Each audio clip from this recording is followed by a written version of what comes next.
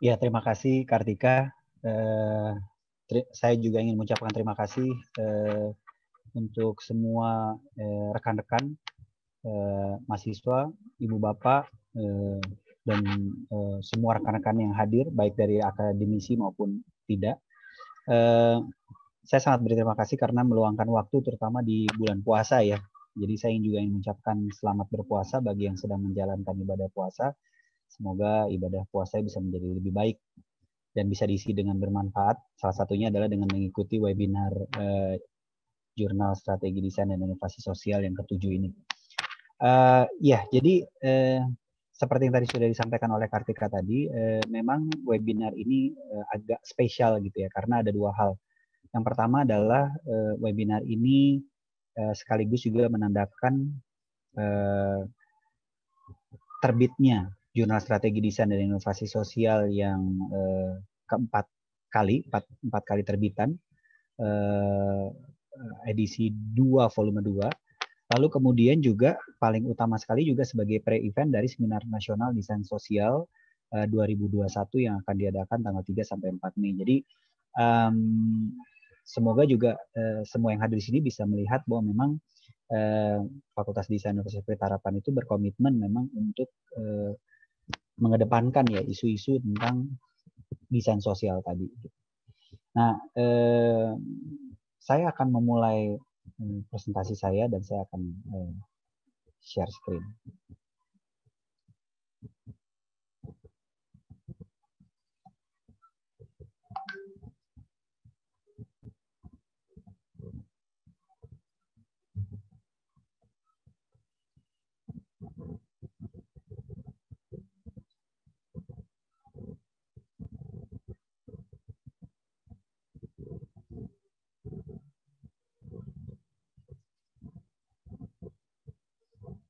Baik, Ibu Bapak semua, seperti yang sudah saya sampaikan tadi bahwa ini adalah berkaitan dengan Jurnal Strategi Desain dan Inovasi Sosial. Jadi webinar ini pasti adalah merupakan salah satu acara diseminasi tentang jurnal strategi, artikel-artikel atau paparan-paparan yang ada di dalam Jurnal Strategi Desain dan Inovasi Sosial.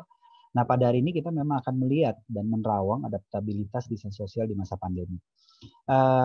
Bapak Ibu sekalian, Jurnal Strategi Desain dan Inovasi Sosial bagi yang baru ikutan dalam webinar ini mungkin perlu tahu ya, tapi mungkin buat beberapa rekan-rekan yang sudah sering ikut webinar ini pasti tahu bahwa saya akan membuka dengan menjelaskan sedikit mengenai Jurnal Strategi Desain dan Inovasi Sosial. Jadi JSDIS atau Jurnal Strategi Desain dan Inovasi Sosial itu adalah jurnal yang dirancang untuk kita membahas berbagai diskusi teori dan nilai kebaharuan di dalam desain.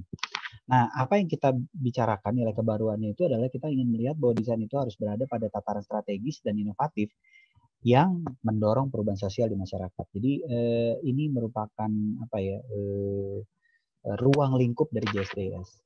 Nah, pada skala yang lebih besar tentu saja jurnal ini hendak memproduksi pengetahuan desain yang memberdayakan, membebaskan dan memanusiakan. Jadi kami ingin melihat bahwa apa yang jurnal ini bisa juga mendiseminasikan hal-hal yang telah dilakukan oleh rekan-rekan penulis gitu ya di tempat atau di areanya masing-masing gitu, sehingga bisa menunjukkan bahwa penelitian itu sesungguhnya dan dalam konteks ini adalah penelitian dan perencanaan desain itu adalah tentang bagaimana kita bersama-sama memproduksi pengetahuan desain yang nantinya bisa berdampak gitu bagi banyak orang sehingga dia bisa memberdayakan, membebaskan dan memanusiakan. Nah, produksi pengetahuan ini bertujuan bukan hanya yang tadi saya bilang, bukan hanya pada tataran wacana, tapi juga ingin mampu menjalar hingga ke tataran praksis atau action. Jadi harapan besarnya gitu kelak nanti gitu bahwa apa-apa yang ditulis di JSDIS, apa-apa yang diusulkan itu dapat mendorong perubahan kebijakan nasional tentang pembangunan berkelanjutan yang berkeadilan sosial, lestari, serta mengedepankan pembangunan sumber daya manusia itu sebagai subjek utama pembangunan bangsa dan negara Indonesia. Jadi kerangka besar dari JSDIS adalah seperti itu. Nah, Ibu Bapak sekalian, saya ingin menyampaikan juga. Jadi sebelum kita kemana-mana, sebenarnya desain sosial itu apa sih gitu ya? Kami selalu melihat di dalam diskusi tentang webinar di JSDIS, kita selalu membicarakan bahwa yang dimaksud dengan desain sosial itu adalah desain sebagai satu strategi pendorong inovasi sosial. Jadi singkatnya adalah seperti itu. Nah, kenapa kita mau membahas itu gitu ya? Karena kalau kita lihat design ladder gitu ya, ada 4 tahapan desain gitu, dari mulai non design, design as form giving, design as process, sampai akhirnya menjadi design as strategi. Jadi kita berharap pembahasan kita sudah di level design as strategi gitu. Jadi bukan lagi membicarakan design as form giving gitu ya, atau bahkan misalnya design as process gitu. Jadi kita ingin melihat dia sebagai satu desain itu bukan sebagai objek akhir gitu atau sebuah proses gitu ya, adalah awal yang berproses hingga akhir sebagai strategi penciptaan mumpuni yang melibatkan cara berpikir hingga bertindak gitu. Dan harapannya adalah bahwa inovasi-inovasi desain yang dimunculkan dari situ dapat merespon suatu situasi permasalahan sosial tertentu di dalam masyarakat untuk mendorong terjadinya perubahan ke arah yang lebih baik dan berdampak. Jadi desain itu dapat menjadi pendorong terjadi inovasi sosial gitu. Dan dia hanya bisa menjadi seperti itu ketika dia ada di ladder yang paling atas, yaitu desain strategi. Gitu. Bukan lagi hanya desain for living atau desain proses. Nah, saya selalu perlu untuk menempatkan posisi desain ini supaya diskusi kita enak dan definisi tentang desain sosial itu bisa jelas. Nah, ketika kita mulai membicarakan tentang menerawang adaptabilitas desain sosial di masa pandemik, ini jadi menarik karena prinsipnya adalah begini. Kalau kita membicarakan mengenai desain sosial dan dalam situasi pandemi, seharusnya kalau kita melihat tadi desain sosial itu adalah desain sebagai sebuah strategi pendorong terjadinya gitu ya inovasi sosial atau perubahan dalam satu ruang lingkup situasi sosial tertentu gitu. Kalau kita melihat itu, maka harusnya desain sosial itu harusnya menjadi satu hal yang terdepan ketika di masa pandemi gitu. Jadi logikanya harus demikian, karena begitu kita masuk di masa pandemi, harusnya desain sosial itu punya kesempatan untuk maju menjadi arus mainstream. Gitu. Jadi premisnya adalah situasi pandemik semestinya mampu mendorong dan mengedepankan peran desain sosial dalam arus utama mainstream, desain dan pembangunan situasi sosial masyarakat yang lebih baik. Gitu. Begitu ya harusnya gitu. Situasi pandemik ini memang menghentikan banyak hal gitu kan. Situasi pandemik menghentikan banyak hal, tapi pertanyaannya adalah ketika situasi pandemik ini tertahan oleh ketika situasi pandemik ini menahan banyak hal gitu, pertanyaan yang mesti kita tanyakan adalah kemudian desain sosial tertahan atau tidak, atau justru menurut saya secara membaca definisi dari desain sosial, harusnya ini adalah kesempatan di mana desain benar-benar masuk gitu ke dalam satu ruang lingkup tertentu. Apakah dia ada dalam posisi di dalam pandemik, apakah dia ada dalam posisi nanti di tataran baru. Yang jelas desain sosial punya taji nih, punya satu kesempatan untuk maju menjadi yang paling utama sebenarnya gitu.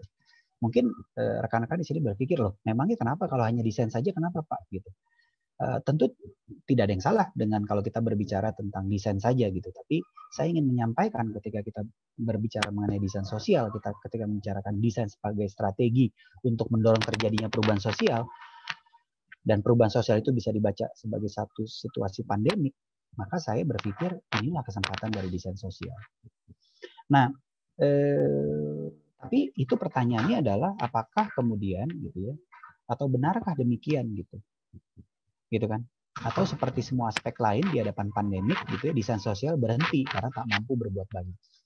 Nah, saya ingin menyampaikan bagi para inisiator desain sosial, pasti pertanyaan paling utamanya gitu ya, mengapa desain sosial kemungkinan besar akan terhenti gitu ya, kemungkinan besar akan terhenti itu adalah karena natur kelindan dari desain sosial, natur engagement dari desain sosial. Kalau kita mau masuk ke masyarakat, maka kita memerlukan satu engagement dengan masyarakat yang langsung gitu. Salah satu kekuatan desain sosial adalah ketika dia benar-benar masuk ke dalam masyarakat dan berkelindan serta engagement di dalamnya gitu. Nah, ini jadi menarik karena pertanyaannya adalah benarkah gitu ya? Benarkah kita sangat ketat gitu ya, terikat pada peraturan bahwa kita harus melakukan engagement atau immerse itu secara langsung gitu. Karena kalau memang iya, maka desain sosial premis ini bisa langsung dijawab dengan berarti desain sosial berhenti pada saat itu juga gitu. Dia tidak akan bisa menjadi satu mainstream gitu ya, karena dia tidak mampu menyumbangkan satu perubahan dalam situasi sosial masyarakat gitu. Karena kenapa? Syarat utama dari melakukan desain sosial adalah mempunyai engagement yang bagus, dan engagement itu harus dilakukan secara langsung. Entah itu community engagement, entah itu community development, dan seterusnya begitu. Nah, ini jadi satu pertanyaan yang besar gitu. Nah, saya berpikir lain bahwa tentu hal ini seharusnya tidak demikian gitu ya. Saya masih ingin berpikir positif bahwa premis ini bisa dijawab dengan sangat positif gitu.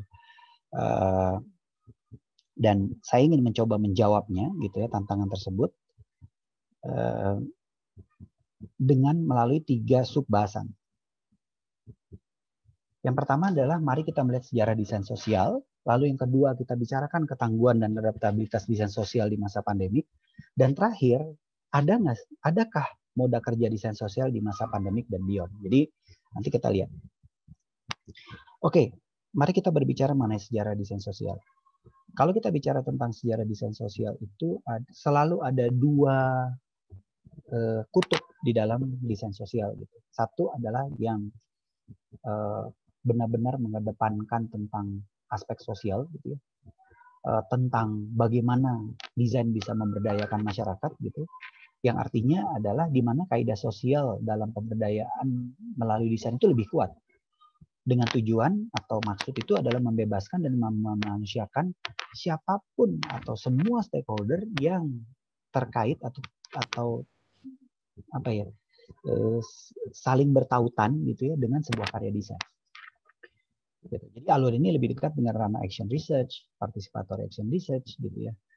Bahkan kemudian misalnya kalau kita bicara tentang teori-teori partisipatif ini gitu, kita tentu sangat mengenal Unstained Ladders of Public Participation ya, yang selalu dijadikan dasar sebagai pijakan atau keberhasilan dari satu kegiatan partisipatif itu berhasil seperti apa gitu. Dan ini teori yang sudah sangat lama sekali, tahun 1969. Einstein mengatakan bahwa kegiatan partisipatif itu baru akan memberdayakan ketika kontrol itu berada sepenuhnya di tangan masyarakat. Jadi kalau kita lihat gambar di sebelah gitu ya, maka dia baru akan membebaskan dan memanusiakan ketika sudah citizen control, delegated power, dan partnership gitu. Jadi kalau belum masuk di situ ya baru degrees of tokenism gitu ya, pemberian bantuan gitu ya, placation, consultation, informing, atau bahkan no power at all gitu ya. Jadi sebenarnya cuma terapi gitu ya, datang bantu-bantu sebentar gitu ya, lalu pergi gitu. Jangan sampai manipulation ya, saya tidak yakin bahwa orang-orang desain sampai masuk dalam kategori manipulation. Tapi kalau kita melihat alur pemberdayaan masyarakat yang tadi saya bilang dalam satu konteks ilmu atau latar belakang desain, ini menjadi satu hal yang sangat apa ya, atau membawa diskusi ke arah yang lain gitu. Karena ketika citizen control gitu ya, desain ada di mana gitu ya. Kira-kira begitu gitu kan. Desain ada di mana gitu. Kalau kontrol ternyata berada sepenuhnya di tangan masyarakat. Nah, alur yang lebih tone down daripada yang alur pemberdayaan masyarakat ini gitu ya, itu adalah alur desain partisipatif, itu yang kedua. Atau kita lebih kenal dengan participatory design, co-design, collaborative design, dan seterusnya gitu. Nah, tentu saja dalam hal ini tetap ya, tujuan-tujuannya desain sosial tetap berniat menjunjung kesetaraan dan pemberdayaan masyarakat gitu melalui desain. Tapi posisi desain tetap jelas dalam perannya dengan kelindahan sosial. Jadi yang ini lebih tone down daripada yang pertama gitu. Artinya posisi desain itu tetap jelas gitu ya. Dan apakah misalnya dengan posisi yang kedua itu kita tidak bisa sampai di puncak ladder Einstein, itu debatable ya, itu hal lain lagi gitu. Tapi dalam hal ini gitu ya, kenapa saya mengangkat kedua hal ini? Kembali lagi pada ketika situasi desain sosial mandek gitu ya, karena tidak bisa melakukan engagement, community development, dan seterusnya karena situasi pandemik, saya justru melihat ada jalan keluar dari kalau kita mempelajari balik tentang sejarah desain sosial di nomor 2 tadi, alur desain partisipatif. Kenapa? Nah, mungkin aja teman semua rekan-rekan yang ada di sini sudah bisa mulai melihat ke arah mana saya akan membawa ini gitu ya. Karena dari alur desain partisipatif, salah satu desain partisipatif yang paling pertama kali muncul bentuknya itu adalah ketika partisipasi itu dilakukan oleh para programmer, desain programmer, gitu. Ketika melakukan desain software atau digital. Jadi kita tahu gitu ya, para pengembang UI UX dan segala macam itu sangat benar-benar membutuhkan partisipasi dari pengguna gitu ya. Jadi kita tahu misalnya desain program itu ada versi beta, versi apa dan seterusnya, versi percobaan-percobaan di mana dikembalikan dulu kepada user, dicobakan untuk sekian waktu tertentu, lalu kemudian iteratif dia akan dikembalikan lagi sehingga kemudian dia akan kembali menjadi satu desain yang cukup baik dan bisa digunakan oleh semua. Nah, saya ingin melihat ke arah itu bahwa sebenarnya gitu ya, di dalam teknologi ada kesempatan sebenarnya untuk membuka atau melepas batasan-batasan engagement. Yang kalau di posisi nomor 1 itu sangat kuat dan sangat ketat, itu harus community engagement, itu harus langsung, harus berada di lapangan, harus immerse dan seterusnya. Kita lanjut ke pembahasan yang berikut yang nomor 2. Jadi saya akan membahas mengenai ketangguhan dan adaptabilitas desain sosial di masa pandemi. Jadi setelah mempelajari tadi tentang sejarah desain sosial, saya ingin meneruskan justru dari alur yang kedua, gitu. Dari alur yang kedua tentang natur dari desain partisipatif yang sebenarnya di awal itu bahkan bentuk pertamanya itu benar-benar dilakukan dalam konteks masyarakat digital, gitu ya, masyarakat digital. Untuk percobaan penyempurnaan desain digital juga gitu. Nah, tapi sebelum kita masuk itu ke situ, mari kita lihat dulu gitu ya apa yang dikatakan Appadurai. Ya, Appadurai, Arjuna Appadurai itu pada tahun 91 dan ini jauh-jauh hari sebelum pandemik muncul gitu, sebelum pandemik muncul. Beliau mengatakan bahwa dia menawarkan yang namanya global ethnoscapes. Jadi sebagai garis bawah. Ya, ini saya berterima kasih sekali karena saya mendapatkan makalah ini dari salah seorang rekan saya di Fakultas Desain gitu ya, yang juga belajar tentang antropologi gitu ya. Jadi Appadurai ini adalah seorang antropolog gitu ya, dan dia ingin menawarkan tentang model pendekatan baru etnografi. Gitu. Jadi kalau Bapak Ibu aware dengan model penelitian antropologi gitu ya, itu adalah dengan model penelitian yang bersifat etnografis. Etnografis itu berarti masuk ke dalam satu lingkungan tertentu, menyelami lingkungan tersebut, kemudian mempelajari kultur dan budaya yang di sana gitu ya, mencatatkan semuanya dan seterusnya, sehingga akhirnya kemudian kita bisa memahami tentang kultur dan budaya yang terjadi di situ. Nah, etnografi itu sering menjadi landasan di desain sosial gitu untuk engagement gitu ya, untuk community engagement. Gitu. Jadi kalau kita bicara desain sosial, masuk ke warga, ke masyarakat dan segala macam, unsur-unsur pemberdayaan itu dilakukan dengan metode etnografi. Nah, Appadurai mengatakan bahwa dia melihat dan sekali lagi ini jauh-jauh sebelum pandemik gitu ya. Dia melihat bahwa sistem etnografi yang ada sekarang itu harusnya sudah berkembang gitu. Karena kenapa? Dia melihat bahwa bagaimana kalau misalnya etnografi itu bisa lintas negara, ras, gender, dan lain-lain gitu.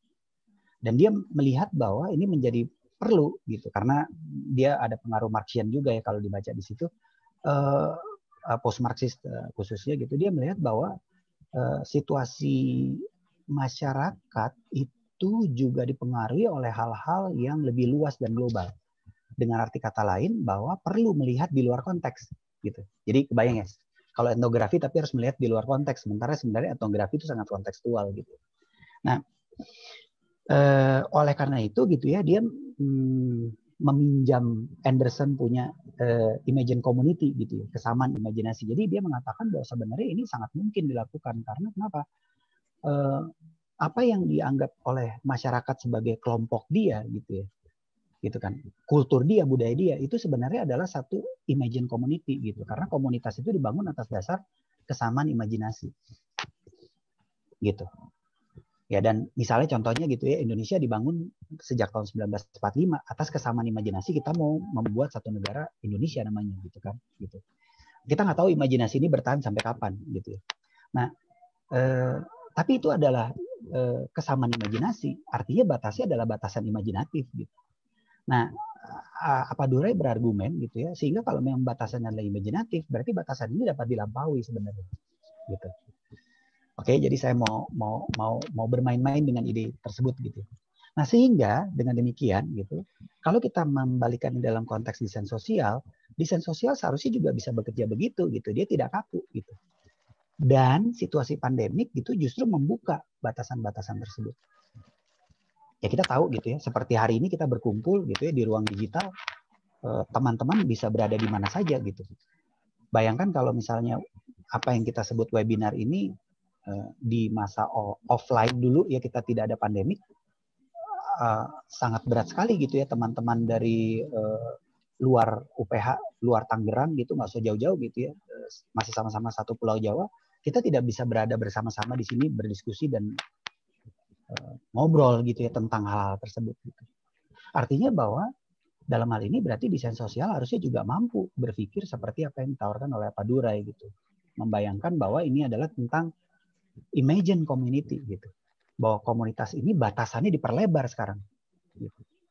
Nah, dengan apa kita membuka batas-batas kelainan tersebut? Gitu. Kita membuka batasan kelainan tersebut, jawabannya dengan inovasi teknologi. Gitu. Jadi sekarang kita masuk nih ya gitu ya. Mungkin yang kalau ibu bapak berpikir, oh iya memang betul begitu gitu. Tapi saya yakin bagi para inisiator dan fasilitator desain sosial, apalagi penggiat-penggiat masyarakat gitu ya. Ini hal yang saya sering dengar gitu dari teman-teman fasilitator di lapangan. Aduh Pak, kita nggak bisa nih ngobrol lewat Zoom dan segala macam gitu. Kita tetap harus datang gitu. Tapi saya ingin menawarkan lagi gitu. Jadi Kelindan penelitian kualitatif gitu ya, melalui teknologi sebenarnya sudah cukup lama dibahas gitu. Jadi kalau kita lihat bukunya gitu ya, Handbook of Online Interviews gitu ya, atau e-interview itu sudah sejak tahun 2000 dikeluarkan sebenarnya. Dan sudah dibahas sebenarnya tentang bagaimana penelitian kualitatif itu bisa dilakukan melalui teknologi. Pada saat itu belum ada Zoom, belum ada yang seperti sekarang gitu ya. Jadi masih dengan email dan apa waktu kalau kita baca buku tersebut. Tetapi Kelindan penelitian kualitatif melalui teknologi ini memampukan dan meluaskan cakupan partisipan. Sudah jelas itu. Dan memungkinkan penelitian untuk dilaksanakan kapan saja dan di mana saja dalam pembiayaan yang relatif terjangkau. Gitu. Sekarang jadi saya bisa berkelindan dengan masyarakat di katakanlah di daerah di luar saya gitu, untuk saya bisa berdiskusi dan berbicara dengan mereka dan mendapatkan masukan-masukan kultural atau budaya gitu ya, yang dengan model penelitian etnografis atau antropologis itu tadinya saya harus pergi ke tempat tersebut, memerlukan biaya tertentu, jangka waktu tertentu dan seterusnya gitu. Nah, yang menarik juga dengan adanya teknologi ini gitu ya, memampukan perekaman data yang baik gitu dan masif gitu. Kalau dulu kita mengandalkan jotted notes, buku-buku catatan kita dan seterusnya gitu. Tapi kali ini kita langsung bisa lihat, bisa terekam gitu kan. Gitu. Jadi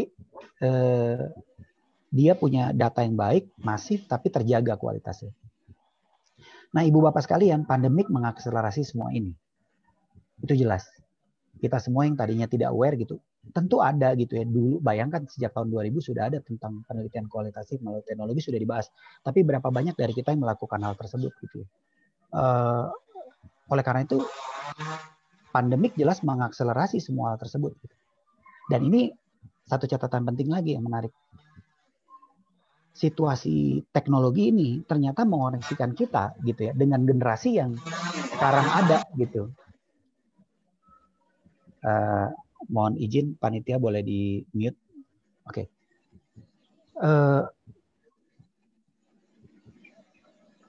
Pandemik ini gitu ya mengoneksikan kita karena teknologi itu dengan generasi milenial maupun Gen Z yang memang terakhir sebagai digital native. Jadi dan Bapak Ibu kita mesti lihat bahwa konteks masyarakat milenial dan Gen Z ini memang berada di ruang digital gitu. Dan ini menjadi penting untuk menjadi satu evaluasi gitu ya terhadap model desain sosial atau bahkan penelitian sosial dalam garis besar. Begitu. Jadi ini yang ingin coba saya tawarkan gitu. Nah, ini sebenarnya contohnya sudah hampir setahun yang lalu gitu ya, karena ada proyek yang sedang kami atau program yang sedang kami jalankan, tapi sayangnya kami belum bisa men-share gitu karena masih berjalan dan belum selesai gitu. Jadi mohon maaf kalau contohnya adalah contoh yang cukup lama, itu bulan Mei, bulan Juli 2020 gitu ya. Bulan Mei, bulan Juli 2020 saya ingin memberikan contoh gitu ya bagaimana desain sosial atau inisiatif desain sosial itu bisa dilaksanakan bahkan di situasi pandemik dengan menggandeng teknologi gitu. Jadi saya ingin memperlihatkan bahwa ada 3 tipe inisiatif desain sosial gitu, yang waktu itu kita lakukan di dalam kelas desain masyarakat dan lingkungan itu di program studi desain interior Fakultas Desain Universitas Pelita Harapan gitu ya. Masih inisiatif desain sosial ini di kelas desain masyarakat dan lingkungan biasanya memang menggunakan metode penggabungan antara participatory action research dan design thinking gitu. Kita sebut sebagai metodologi desain sebagai generator. Nah, si metodologi ini sangat mensyaratkan tentang kelindahan langsung gitu ya, atau engagement yang langsung gitu kepada masyarakat gitu. Jadi dulu mahasiswa akan kita arahkan untuk turun ke masyarakat, langsung bertemu, masuk di dalam situasi konteks masyarakat tersebut gitu ya, dan seterusnya. Nah, ketika pandemik kita mesti berpikir ulang tentang cara tersebut gitu. Ya paling tidak karena desakan gitu ya bahwa kelas ini tetap harus berjalan dan harus terbuka gitu. Tapi bagaimana bisa menghasilkan satu desain sementara kelindahannya itu tidak bisa dilakukan secara langsung. Dan Ibu Bapak yang menarik adalah bukan saja kelindahan antara tim desain dengan masyarakat, tapi antar tim desain pun juga nggak bisa ketemu gitu ya. Sehingga artinya ketika mendesain pun harus di dalam ruang maya gitu.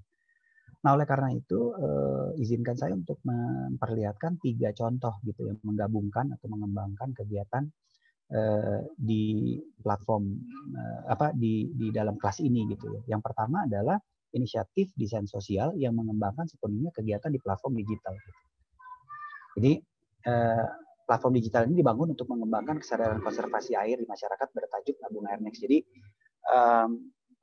di dalam studi kasus yang pertama gitu ya, yang dikembangkan adalah bagaimana bila gitu ya kita ingin mengembangkan kesadaran konservasi air gitu, tetapi dengan melalui platform digital sepenuhnya. Gitu.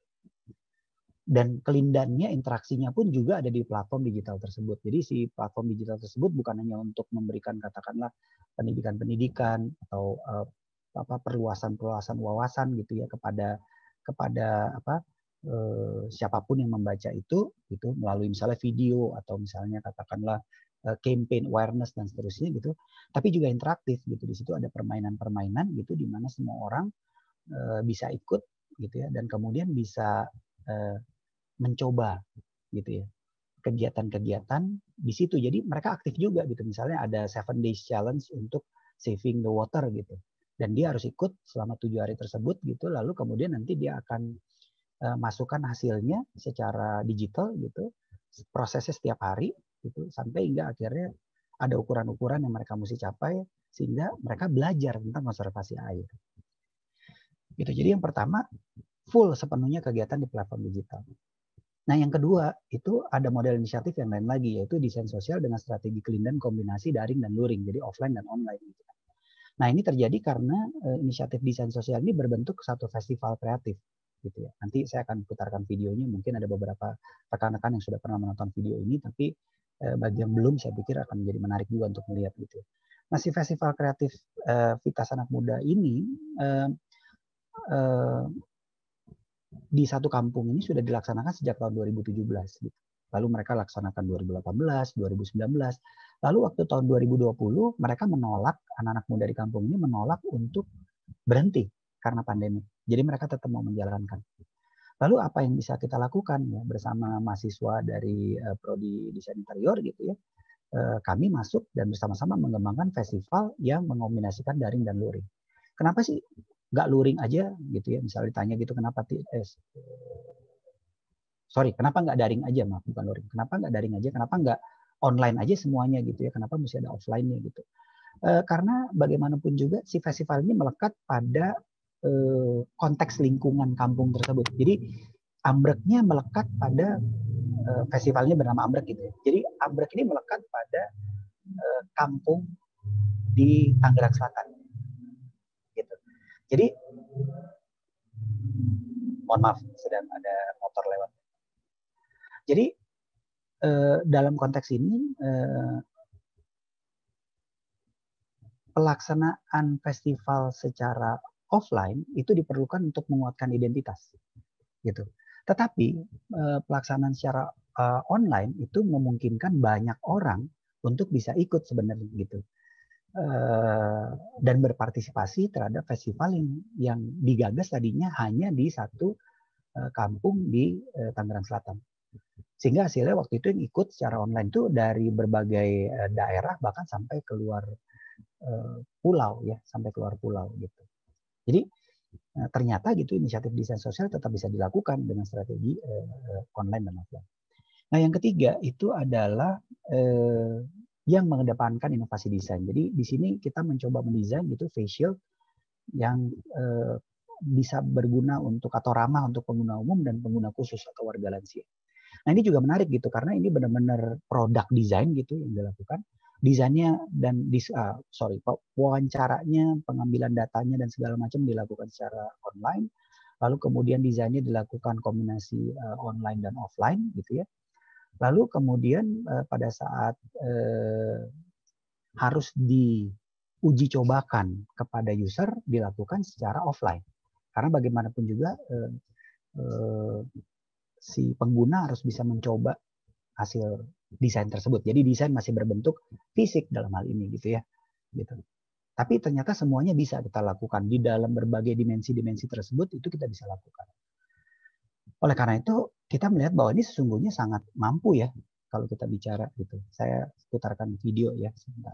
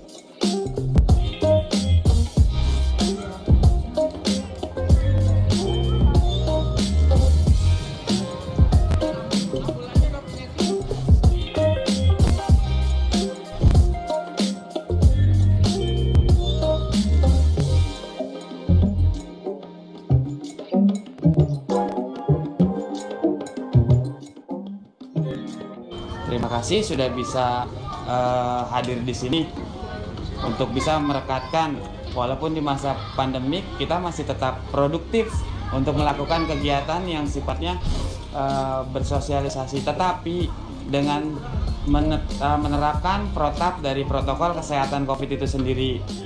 Saya Abdul Rosid, biasa dipanggil Ocit, perwakilan dari Kepemudaan atau Karang Taruna dari RW 02. Di sini saya ingin berterima kasih kepada teman-teman dari UPH,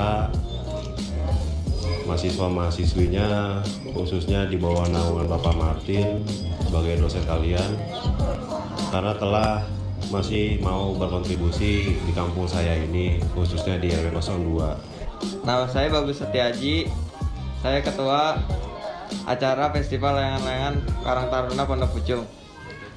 Kesan saya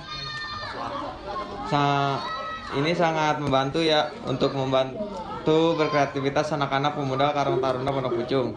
Semoga anak-anak pemuda Karang Taruna Pondok Pucung lebih kreatif lagi dan imajinatif lagi dalam melakukan hal sesuatu, baik dari segi fisik maupun jasmani.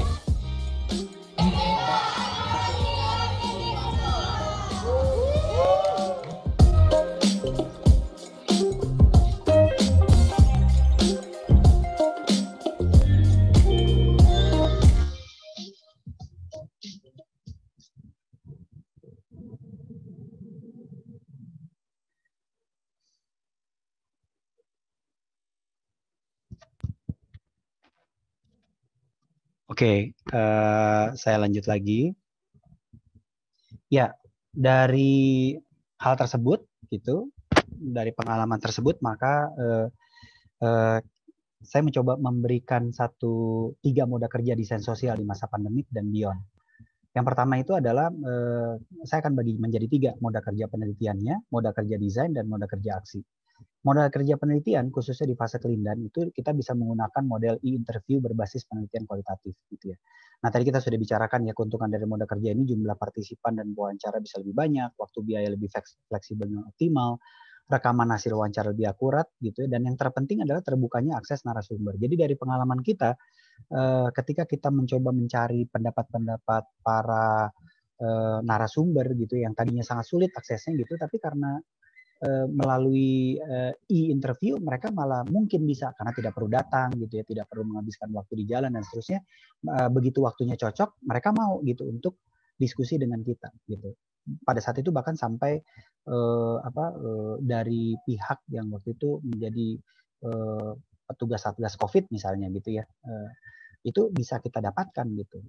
Dokter-dokter yang bertugas di Satgas Covid misalnya itu bisa kita dapatkan gitu, akses narasumber tersebut. Yang kalau misalnya dalam kondisi biasa mungkin akan sulit kita dapatkan.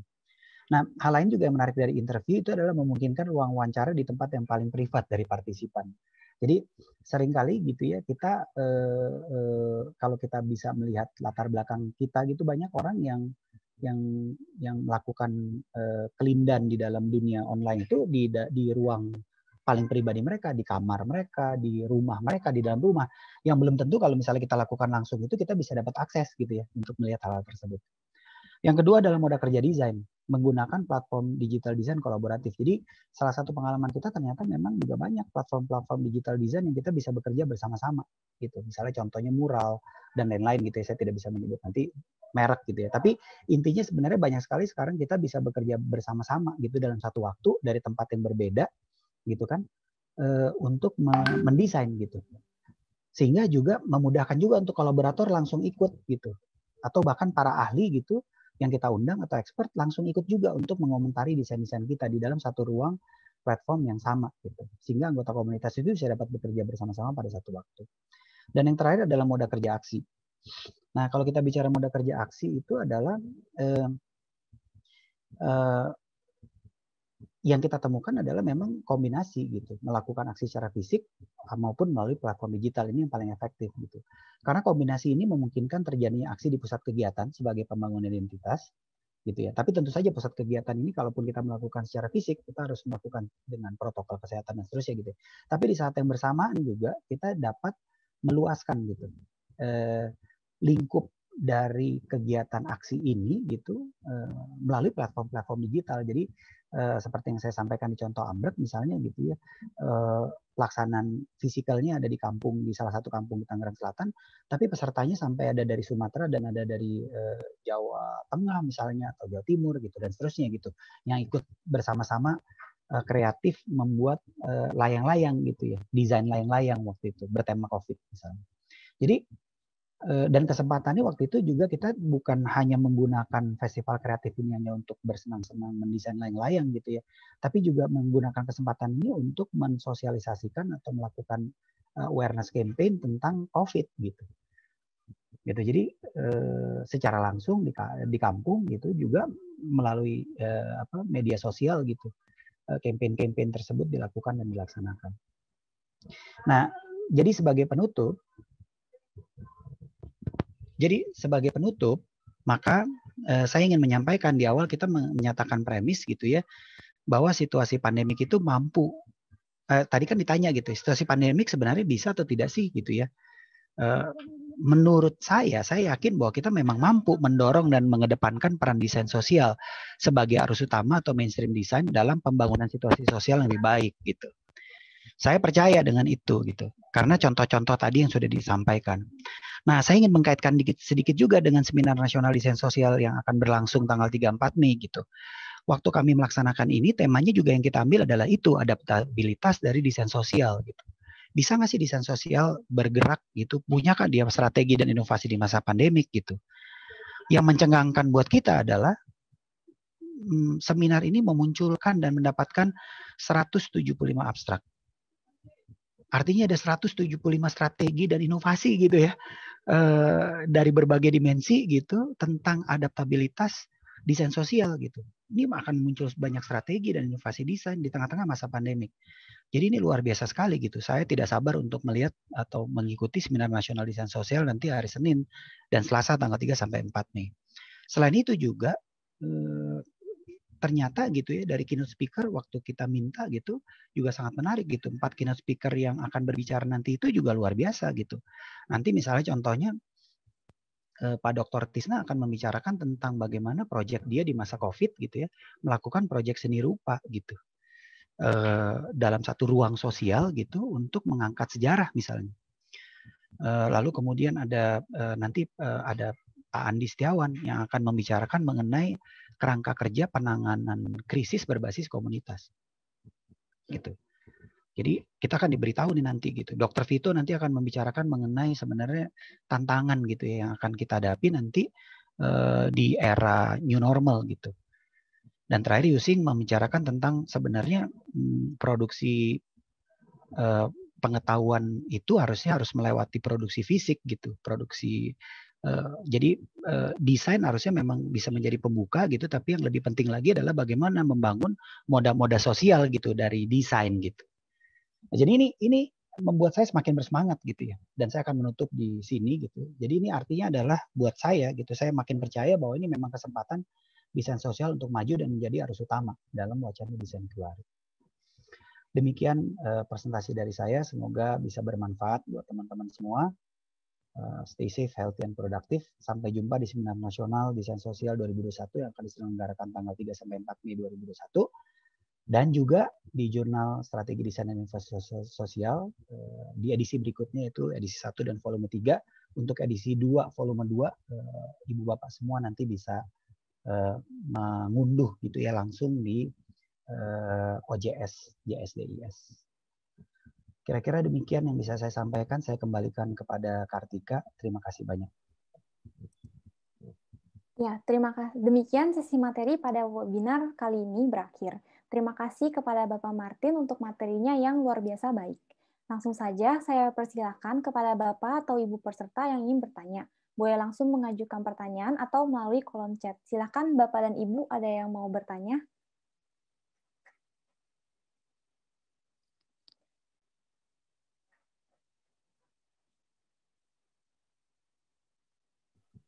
Ya, silakan Ibu Bapak kalau ada yang mau ditanyakan atau mungkin ada yang merasa punya pandangan lain, silakan.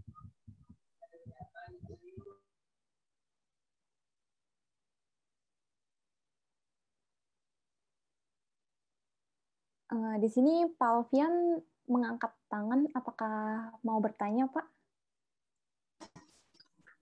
Iya betul, saya mau bertanya. Silahkan Pak Alfian. Kalau nggak bingung nih angkat tangan buat apa gitu ya, kalau bukan untuk bertanya. Terima Oke, kasih Pak Alfian. Selamat siang Pak Martin. Terima kasih untuk pemaparannya, sangat menarik. Mungkin ini pertanyaan saya terkait dengan konteks bahwa pertama kita masih dalam masa pandemik gitu ya, dan saya kebetulan terlibat ya, dalam sebuah proyek desain sosial lah bisa dibilang begitu, untuk sekolah di daerah di pinggiran yang bahkan mereka nggak punya akses internet gitu ya. Jadi ya kita cukup privilege ya bisa melakukan webinar seperti ini. Kuliahnya juga begitu mungkin gitu kalau mahasiswa kita gitu. Tapi kalau anak-anak SD di pinggiran bahkan handphone aja nggak punya, kadang-kadang yang mesti share satu keluarga gitu ya, smartphone-nya. Nah, dalam perjalanan menjalankan proyek tersebut gitu bersama tim mahasiswa, sebenarnya ada satu hal yang mengganjal gitu ya. Tadi kalau tadi Pak Martin bilang pendekatannya menggunakan seperti pendekatan partisipatoris ala digital design, sebenarnya istilah itu bahkan sudah saya pakai gitu ya. Jadi kebetulan aja gitu ketika melihat gimana sih cara adjust desain sosial dalam situasi pandemi, kebetulan akhirnya vocabulary yang muncul seperti itu, istilah user testing segala macam. Tapi pertanyaannya yang atau masalah yang mengganjal yang muncul adalah ketika kalau kita tahu dalam proses perancangan design thinking ada ketika dalam tahap discover. Yang pertama kali kita engage dengan masyarakat, ada tahap yang namanya observasi langsung. Gitu. Kita terjun, kita coba mengumpulkan data kualitatif berdasarkan pengalaman kita sendiri engage ya, melihat kejadian real di dalam lapangan, dan itu hilang otomatis. Gitu. Kayak tadi metode yang diajukan Pak Martin kan menarik, di interview gitu, yang pastinya kami jalankan gitu ya. Dan dapat data yang bahkan lebih mudah dikumpulkan dibandingkan kalau offline gitu kali ya. Terus apalagi kita udah pakai Google Form segala macam, wah mudah deh kalau mau bikin statistik gitu kalau dibilang gitu. Tapi akhirnya yang kualitatif yang seperti itu tuh hilang gitu. Ya kalau dibilang, apalagi kalau kita melihat masyarakat atau studi kasus kita sebagai sebuah teks gitu ya, pembacaan teksnya itu tuh hermeneutika tersebut ranah apa ya, kalau dalam kacamata hermeneutikanya Dilthey misalnya gitu ya, hilang tuh, nggak bisa tuh kita rasain sepenuhnya. Jadi otomatis empatinya juga saya nggak tahu ya, akhirnya apakah mesti ditumbuhkan dengan cara lain atau ya akhirnya tidak bisa ditumbuhkan melalui cara tersebut gitu. Nah, pertanyaan saya menurut pandangan Pak Martin, apakah ini masalah yang gimana ya menanggulangi atau merespon masalah ini gitu? Apakah ada solusi lain atau apakah sebenarnya ini bukan masalah gitu? Mungkin saya pengen tahu tanggapannya Pak Martin, silahkan. Terima kasih. Oke, terima kasih Pak Alfian. Saya senang sebenarnya pertanyaan ini karena memang harapannya memang muncul gitu ya, dan memang ini kan tantangan terbesar gitu dari desain sosial ya Pak Alfian gitu. Kalau kita bicara mungkin tanda kutip desain lain gitu ya, kita bisa lebih tenang gitu ya. Bukan berarti saya menyederhanakan proses desain konvensional gitu, tapi ketika kita bicara desain sosial gitu dan kemudian kelindan menjadi atau engagement itu menjadi satu senjata yang paling utama, itu seperti bubar jalan gitu ya dengan tadi yang Pak Alfian sudah sampaikan.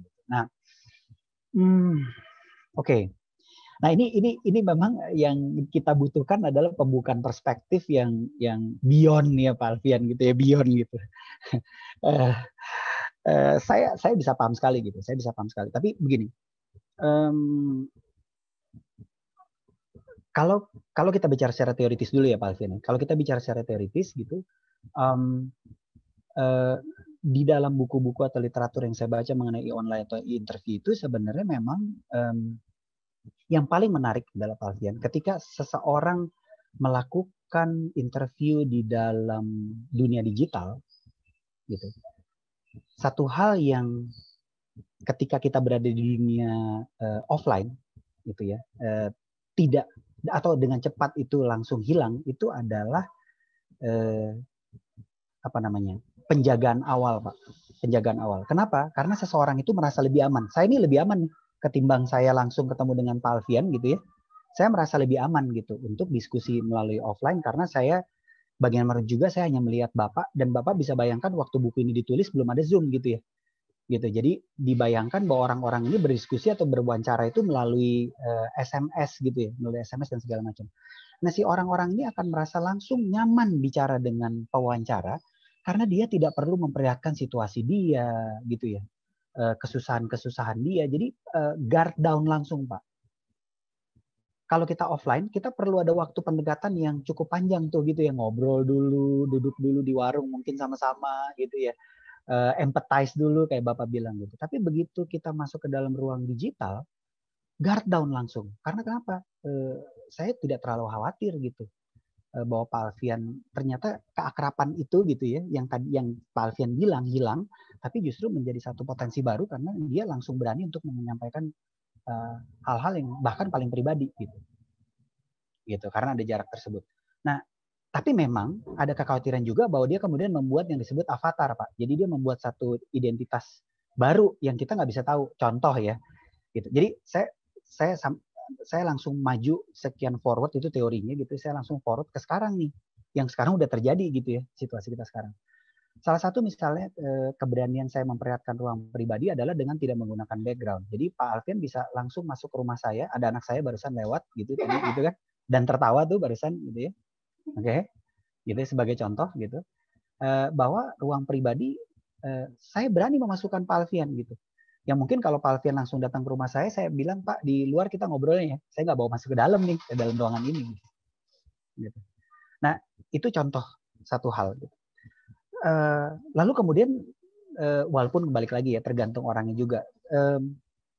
Kalau dalam seorang peneliti kualitatif itu juga dia harus mampu melihat gesture orang gitu ya. Dan dalam situasi yang akrab karena kalau online kan akrab ya jadi dekat banget gitu ya ngobrolnya begini kan. Bapak bisa lihat nih segala animated gesture saya gitu. Saya lagi excited, saya lagi males gitu ya. Saya lagi langsung kelihatan dan bahkan terekam, Pak. Terekam gitu ya. Nggak perlu lagi Pak minta izin gitu. Ya minta izin, kita pasti selalu minta izin, tapi nggak perlu lagi pakai handphone dikasih, enggak gitu, otomatis terekam. Dan lagi-lagi saya tidak merasa terancam untuk terekam gitu ya. Jadi karena ya tadi gitu saya nggak ngelihat alat perekamnya di depan saya gitu. Sehingga saya bisa jujur sekali kepada Pak Alfian gitu. Bisa jujur sekali gitu. Tapi gitu ya, diingatkan juga bahwa situasi dunia maya ini juga bisa membuat saya membuat identitas baru gitu. Salah satu contoh yang paling mudah adalah gitu ya, ketika misalnya Kartika atau Pak Alfian gitu ya, menggunakan background di belakang, itu berarti sudah mulai membuat satu identitas baru gitu ya, identitas Bapak sebagai komunitas DKV UPH gitu di belakangnya itu gitu kan, gitu. Jadi dihilangkan juga ruang pribadi itu gitu. Pak Alfian tidak mau memperlihatkan itu kepada kita semua di dalam ruang ini gitu kan, sehingga membuat satu. Dan yang saya bilang bukan cuma kayak background begini ya kan, ada yang mulai bikin sering lah ya, ada di pantai, ada rumah yang bagus dan apa segala macam gitu, tipuan-tipuan avatar itu gitu.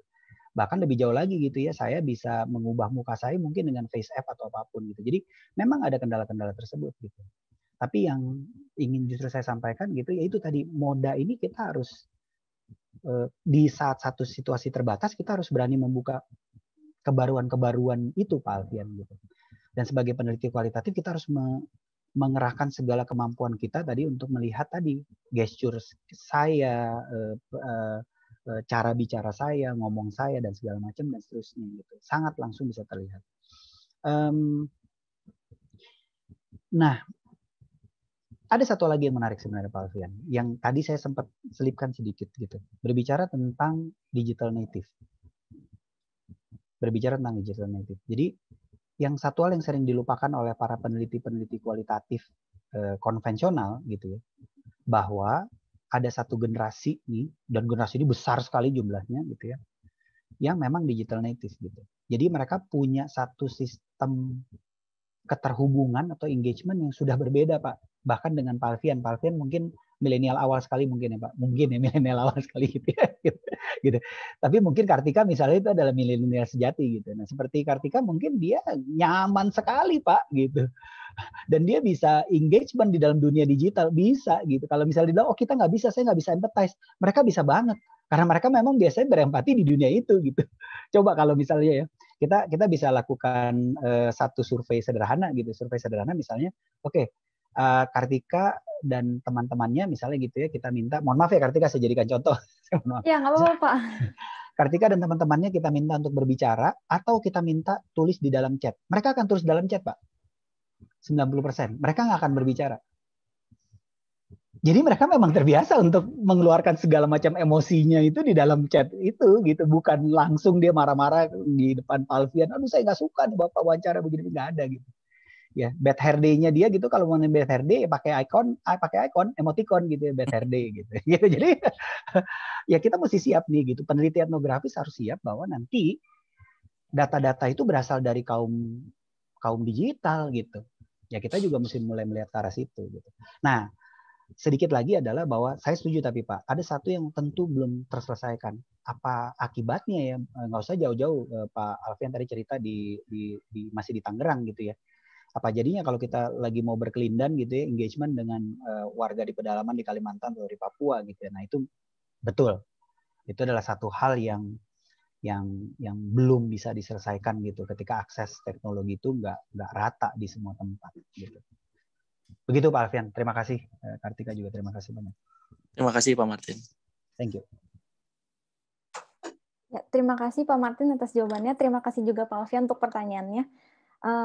Sebelum kita lanjut lagi, mungkin ada Bapak atau Ibu yang ingin mengajukan pertanyaan lagi.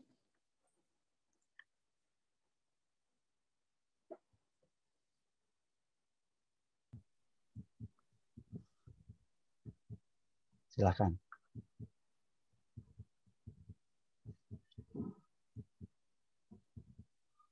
Ya mungkin sembari menunggu pertanyaan, saya juga ingin menyampaikan bahwa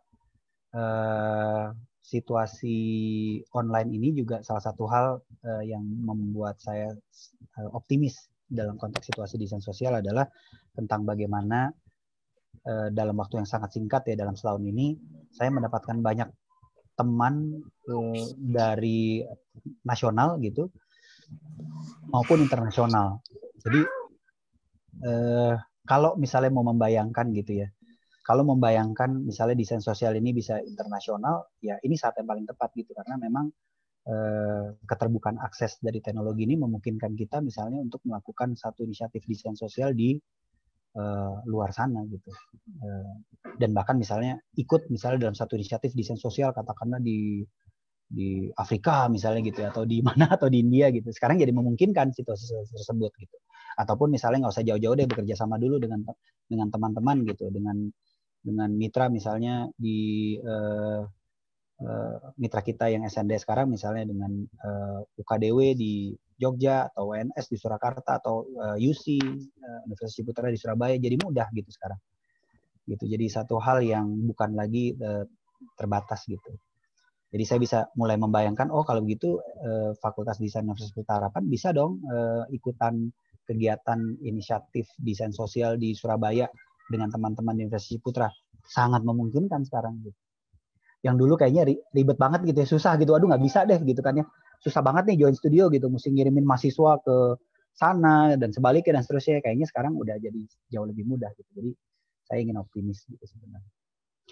Oke, silakan kalau misalnya ada yang ingin mendiskusikan dan mungkin tidak sependapat.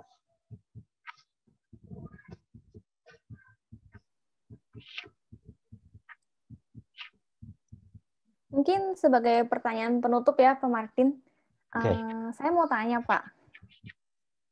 Tadi kan kita udah tahu nih ya, Pak Martin udah banyak sharing juga tentang cara kerja yang baru lah. Kita kayak semacam dipaksa beradaptasi oleh keadaan pandemi ini gitu ya. Saya pengen tahu pendapat Pak Martin, cara kerja yang baru ini atau hal-hal yang baru ini tuh menurut Pak Martin kira-kira akan dapat terus efektif gak sih di masa depan? Atau justru malah kita akan kembali seperti sebelum pandemi gitu? Oke, Kartika, ini pertanyaannya bagus sekali sih menurut saya gitu ya. Bagus sekali gitu. Gini, saya yakinnya gitu ya, yakin.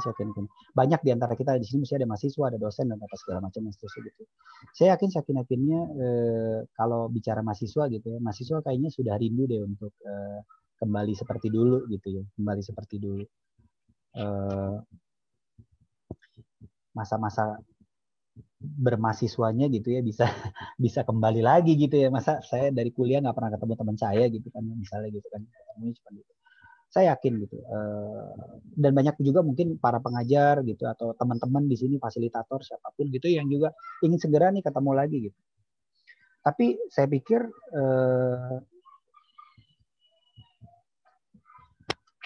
saya mungkin tidak se-ekstrem mengatakan bahwa itu cuma nostalgia lah gitu. Kita tidak akan kembali lagi seperti dahulu gitu. Saya tidak mengatakan begitu. Manusia itu sangat tangguh atau resilient gitu. Sejarahnya menyatakan demikian gitu. Buktinya kita kena pandemik 1 tahun, ada aja cara kita buat keluar dari situ gitu. Jadi tentu juga kuat juga kalau mengatakan bahwa oke, begitu ini selesai kita mau kembali lagi. Saya yakin banyak sekali orang yang mau kembali dan nostalgic dengan situasi-situasi dulu, dan karena kekuatan nostalgic itu dan ketangguhan manusia, kita bisa kembali lagi Kartika seperti dulu. Tapi manusia juga punya satu sifat yang, dan karena itulah dia membangun peradaban gitu ya. Karena itulah dia maju gitu sebagai manusia, bahwa dia kemudian juga percaya akan satu progres atau kemajuan gitu. Jadi yang saya bayangkan muncul ke depan adalah situasi yang hibrid Kartika. Saya kasih contoh dalam konteks desain sosial. Kelindahan yang tadi dikhawatirkan Pak Alfian pasti akan kita lakukan lagi. Nggak mungkin tuh semuanya full online gitu. Saya yakin kita akan lakukan engagement dengan masyarakat gitu ya. Engagement dengan masyarakat kita akan lakukan secara langsung gitu. Tetapi sekarang kita punya kemampuan juga untuk berengagement gitu ya, dan meluaskan pengaruh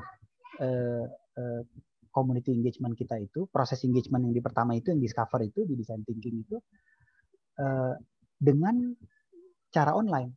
Jadi kita ketemu misalnya dengan kelompok masyarakat yang paling utama di sini, tapi sekarang kita nggak kesulitan untuk kemudian kita, misalnya katakanlah ya, lokus penelitian kita ada di Tangerang Selatan gitu misalnya. Gitu. Tapi kita lihat bahwa ada contoh bagus sekali di Surabaya. Contoh ya, Tangerang Selatannya kita akan datangi, kita akan engagement dengan mereka. Tapi dengan komunitas di Surabaya, kita akan lakukan secara online. Yang terjadi adalah hibrid. Dan kita sudah terbiasa sekarang Kartika. Dan komunitas di Surabaya juga terbiasa. Komunitas di Surabaya juga terbiasa. Dia nggak bingung-bingung lagi kalau kita coba hubungi gitu misalnya gitu ya.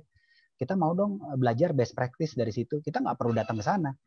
Gitu. Misalnya kita melihat kampung warna-warni di Malang gitu, Jodipan Malang. Nggak perlu kita ke Jodipan Malang. Sekarang kita minta aja pengurus Jodipan Malang ngajak kita virtual tour gitu ya. Dia jalan keliling kampung gitu ya, membawa ini sambil cerita, ini loh, ini begini, prosesnya begini segala macam dan seterusnya. Itu yang akan terjadi. Begitu juga di desain Kartika. Di desain saya yakin bahwa yang terjadi adalah akan terjadi hibrid tadi gitu. Kenapa? Karena kalau kita bicara desain kolaboratif, semakin banyak kolaborator dalam desain itu akan semakin baik gitu. Nah dulu susah banget nih mengumpulkan, ayo 1 hari ya kita ketemu di kampus gitu ya, expert dipanggil, ini wah itu nyusun jadwalnya setengah mati tuh, karena yang ini nggak bisa, yang itu ini ada segala macam. Sekarang nggak perlu lagi begitu gitu. Ketika waktunya cocok, semua tinggal buka handphone, nggak perlu datang, langsung ketemu di dalam platform digital. Itu akan terjadi, pasti akan terjadi terus.